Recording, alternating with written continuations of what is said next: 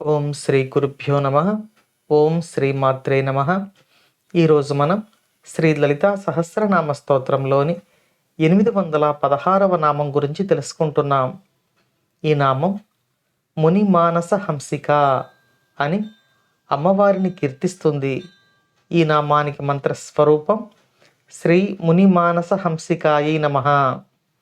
ఈ నామాన్ని పరిశీలిస్తే మునుల యొక్క మనసులలో హంసలాగా సంచరించు తల్లి అని అర్థం మనకు తెలుస్తుంది. ఇక్కడ మునులు అంటే ఎవరో, వారి మనసు ఎలా ఉంటుందో, ఆ మనసులలో మాత్రమే అమ్మవారు ఎందుకు సంచరిస్తారో ఈ నామంలో వివరంగా తెలుసుకుందాం.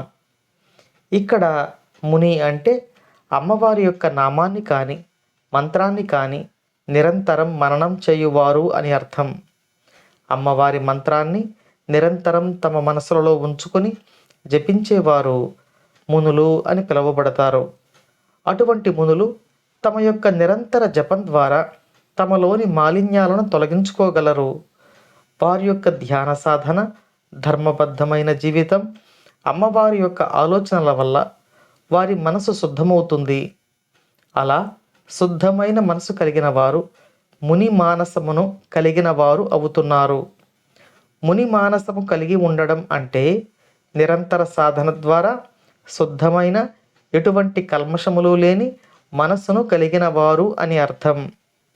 ఆ శుద్ధమైన మనసు కలిగిన వారి యొక్క మనసులలో హంసలాగా సంచరించు తల్లి అని ఈ నామం అమ్మవారిని గురించి మనకు తెలియచేస్తుంది.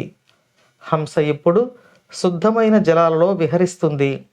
అమ్మవారు హంస యొక్క స్వరూపంలో శుద్ధమైన మనసులు కలవారిలో మాత్రమే సంచరిస్తూ వారిని అనుగ్రహిస్తుంటారు అని ఈ నామం మనకు తెలియచేస్తుంది. ఇక ఈ నామానికి కుండలిని పరమైన అర్థాన్ని కూడా తెలుసుకుందాం. మనకు ఏ నామంలో అయినా హంస అని వచ్చినప్పుడు ముఖ్య ప్రాణస్వరూపిణి అని అర్థం తెలుసుకోవాలి. ఇక్కడ ప్రాణస్వరూపిణిగా అమ్మవారు దర్శనం ఇస్తున్నారు. ప్రతి ఒక్కరిలోనూ ప్రాణస్వరూపంగా అమ్మవారు ఉచ్ఛ్వాస నిశ్వాసల రూపంలో తిరుగుతూ ఉంటారు. కానీ అమ్మవారిని గుర్తించడం సామాన్యులకు సాధ్యమయ్యే పని కాదు. ఒక యోగి తన నిరంతర సాధన ద్వారా కుండలిని మార్గంలో సంచరిస్తూ ఉన్న ఆ శక్తిని, సుషుమ్నా నాడి యందు సంచరిస్తున్న ఆ తల్లిని దర్శనం చేసుకోగలుగుతాడు. ఇక్కడ హంస అంటే ముఖ్య ప్రాణస్వరూపిణి. ఈ ముఖ్య ప్రాణస్వరూపిణి మునుల యొక్క మనసులకు తెలియజేయబడే తల్లి, వారు సుషుమ్న యందు దర్శించగలిగే తల్లి అని ఈ నామం మనకు తెలియచేస్తుంది. ఈ నామానికి మరొక అర్థం ఇది. అమ్మవారి అనుగ్రహం మనపై ఎల్లప్పుడూ ఉండాలని కోరుకుంటూ ఓం శ్రీమాత్రే నమః.